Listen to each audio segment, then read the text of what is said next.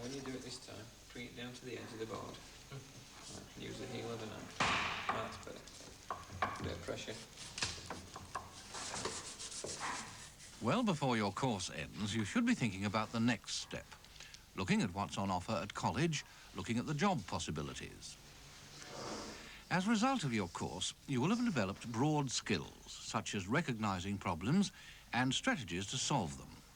Confidence in facing new and unfamiliar situations, the ability to talk more easily about yourself and your achievements, and more specific skills related to the areas which interest you in further education or employment.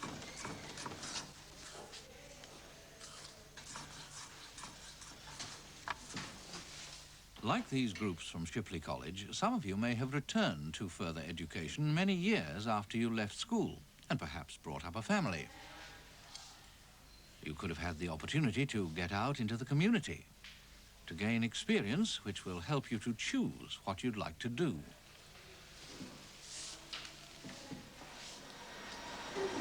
And I'll do something with your fringe, so you still got fringe. So they're all right then? I'm not hurting you, am I? No. Good. What's me hurting now? Yeah. Tell me. No. Oh. You're supposed to say no. I did. So when did you have your hair curled? Third in, aren't they?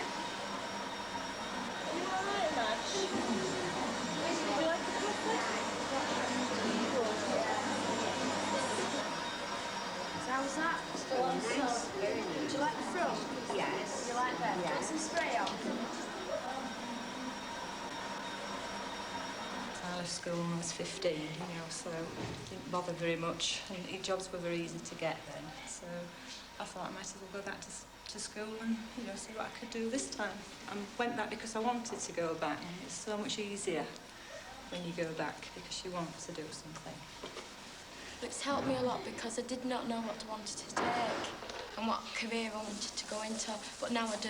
I know that I want to work with the handicapped. It's made me realise.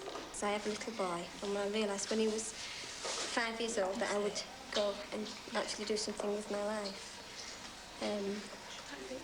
Like I said, you know, I liked it, and it's given me a lot of confidence coming back to college, and I know it's something I want to do because I want to work with children. I went to work at St Catherine's Home with the elderly, which I don't suppose I'd have ever got there if it wasn't at CPVE.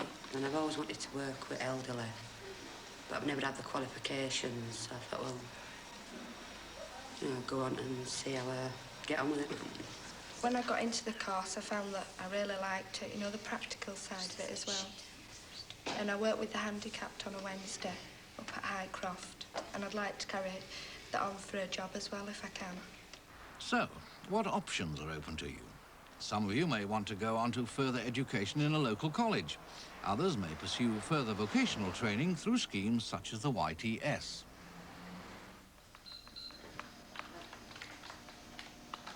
Many of you will be looking for jobs. Dean Edwards was offered a job at Courthalls in Manchester while doing his work experience there. He didn't want any old job.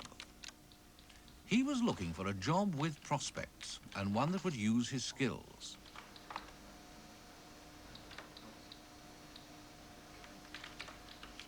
How would you set about finding a job that you think you'll enjoy? Lisa Hurst started applying for jobs at Easter, and she was offered several. So how did she set about it? I got a list of personnel managers' names from my year tutor at school and picked out the sort of working environment that I wanted to work in. There was different things. There was like the Water Authority, and then there was the building companies, which obviously I didn't write to those. But I wrote to all the people on that list. I then went through the yellow pages and thought, what about this company, that company? And I also wandered around Leeds and looked at the different working environments from outside. I sent off a CV and a letter of application, mainly telling them that I was a student leaving school looking for employment, and the CV said everything about me, my personal life and my hobbies and things. How had Lisa decided what was important? Through the typing lessons in the lower school, I learned how to mark the basics, and then through trial and error again, people decided what to do, how to set it out, how it looked best. Lisa sent her applications out to 18 firms. I was very, very impressed with the letter Lisa wrote to us, along with the CV that she'd printed, that she'd done on the CPVE course at school. So I decided to bring her in for an interview. I enjoyed the interview, but I enjoy interviews and telling people about myself and generally trying to go for the job. And I enjoyed it, and it was actually a long interview. And the aptitude test that I set, I thought I could have done better, but it was a bit. I thought, well, I must have as good a chance as anybody else. We spent an awful lot of time talking about the things that she had done on the course, the fact that she's set up, as part of the course, her own business, that she'd run a business and run it successfully. Being able to talk to people, that helped me a lot, going out on different visits, and then being able to say, well, I've done this and I've done that, and actually state that I haven't just been sat in a classroom, I've been out doing different things. Lisa's organisational skills and initiative are important. When our admin supervisor was on holiday, Lisa just took over the whole department and ran it very, very successfully for 2 weeks without any problems at all. I kept saying to her each evening, is everything okay? Are you sure you're all right? And she had no problems. She was marvellous. What was it like coming to work for the first time? Awful. I know, it was, you don't know anybody, and it's a different atmosphere and everything, and I was just terrified. I really was. Everybody at school's your age, and the teachers are there to tell you what to do. When you come to work, everybody's all different ages, and it's just, you can't sort of have a conversation with somebody like you would at school, because you've been at school with them for the past 5 years, and you're now sat in an office with people who you hardly know. I think that was the hardest thing, to get to know everybody. When I actually saw Lisa, she had such a wonderful, bubbly personality. That, together with what she'd done on the course, I was just so impressed with her. What will help you create a favourable impression in an interview? Initially, the fact that the applicant has turned up on time, because there's nothing more irritating than having to wait around for people for interviews, and it just makes you late for the rest of the day. That they have taken time and trouble with their appearance. They have just half an hour in which to impress you, and I think first impressions do count an awful lot. That the applicant has researched perhaps the company or the job that they will be doing within the company. That they are genuinely interested in that particular job. They haven't just thought, well, I'm leaving school, let's go along for an interview. They know what they're coming for, and they do have a genuine interest. That would normally come across during the interview, the fact that they ask you questions. They would ask you about the company. They would ask you about the actual job which they will be doing. Wendy Bickersdyke decided she wanted to work in a bank. The first job she's given is customer queries, which means coping with a wide variety of questions. Good morning, can I help you? Could I have a balance, please? Yes, sir. What's your account number? 219, 423, 52. Yeah, I will be a moment. Thanks.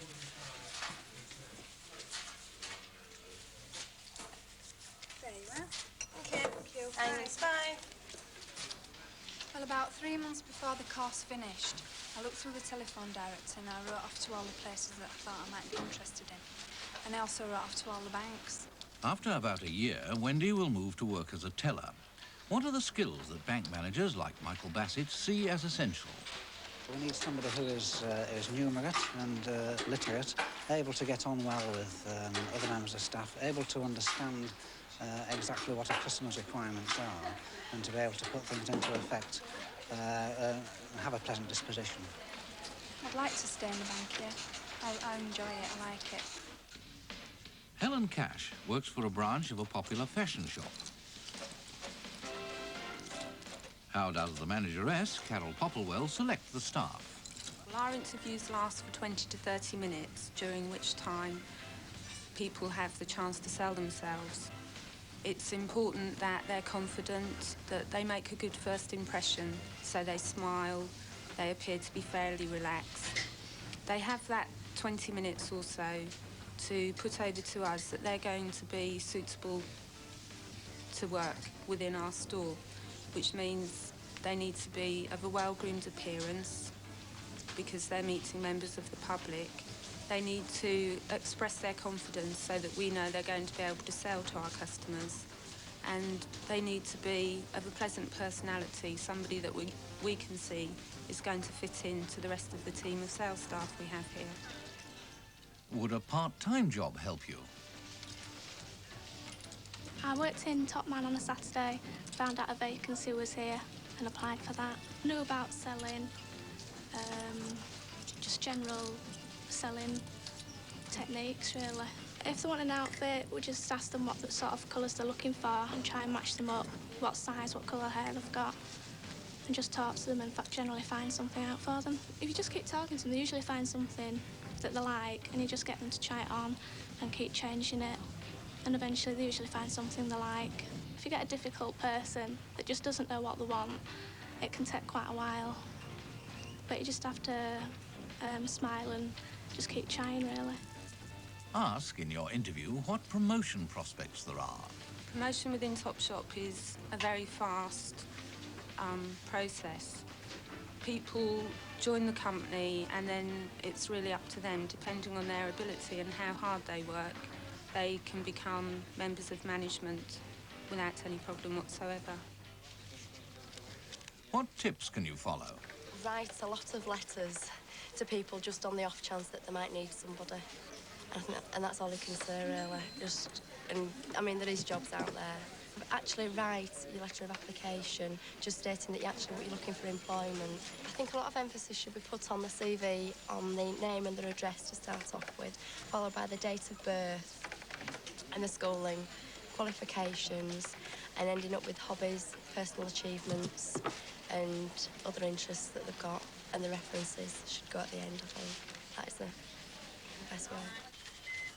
The first day at work also took Joanne Curtis by surprise. Oh, it was terrifying. It was so big, I just could not believe it. I just sort of followed my friend about, showed me around. She just told me what to do and where to go. I was really scared when I came here. Really, really big. I couldn't believe it. And how long did it take before you started to feel a bit more comfortable? About 2 weeks, 2 or 3 weeks, when I really started to get to know people and their initials and where they were and what they did. It's really big, this place. And how do you feel now? You've been here how long? I've been in here since May, and I feel quite confident now. I know what everybody's doing, and where they are and what they do. It's quite good, I like it. What would the personnel manager in this company be looking for? It's a general overall picture I'm looking for, that someone presents as being eager, willing to learn, wanting to work to learn, not just taking a job because it's a job. What's the best way to try for promotion? I think it's important that they go to evening classes. If their English is poor, go and take English. Take an extra typing qualification. Take a word processing. Take a BTEC. Many of you will go on to college. Just how far do you think you can go? A lot of students think you have to have A-levels to go to a university or a poly. Well, nowadays that's not true. There are alternative ways into higher education other than through the traditional route of A-levels. So, for example, a BTEC national course will probably take you to a job, but it might also take you to a higher education institution as well, to a polytechnic.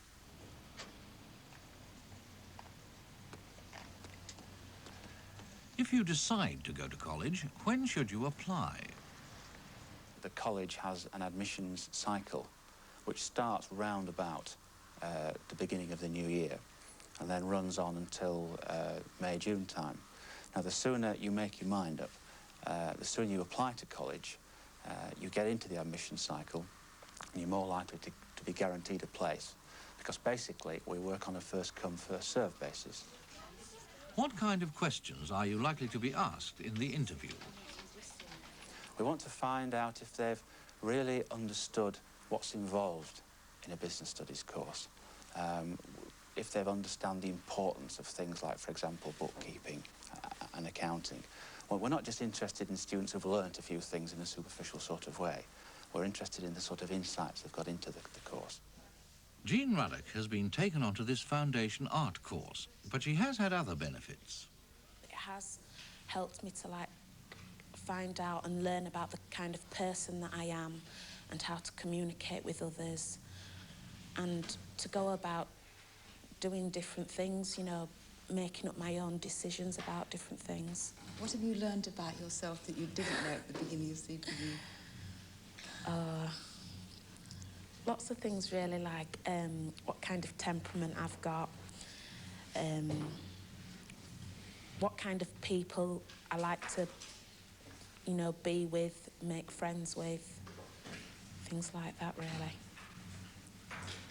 Did that help you in knowing more about your temperament when you're on a course like this? Yes, it has, because I've been well known to blow my top a bit, you know, get into arguments and really go overboard. But now I think I'm going to try and control that a bit. The first few days at work are strange. How different is it at college? It's very tiring. There's a lot of mental strain. I'm a lot tired, a lot more tired than what I want at school. You know, it's only an hour longer day, but you've got to concentrate so much. At school, you know, I had to concentrate, but you know, you can have breaks in between, whereas at college, if you want to get somewhere, you've got to really, really work for it.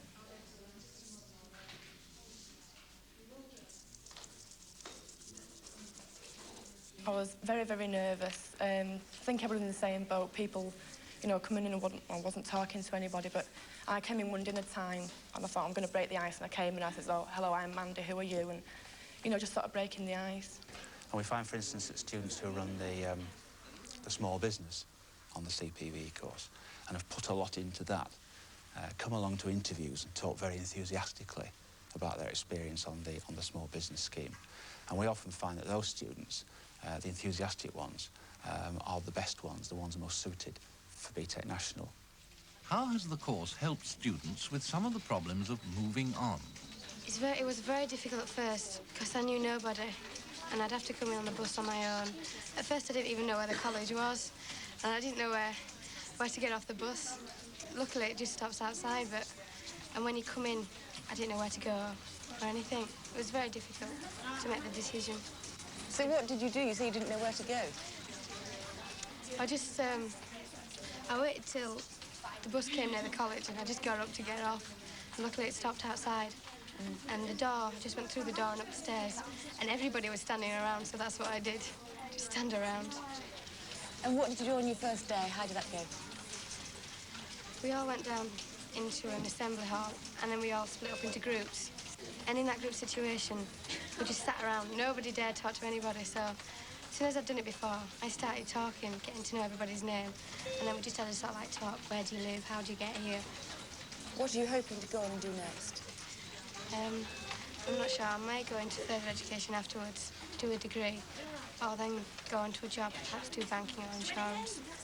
That's ambitious to do a degree, isn't it? Yeah, it is. After you get a distinction at this level, and then go on to a polytechnic or university. If I can do it, I just might.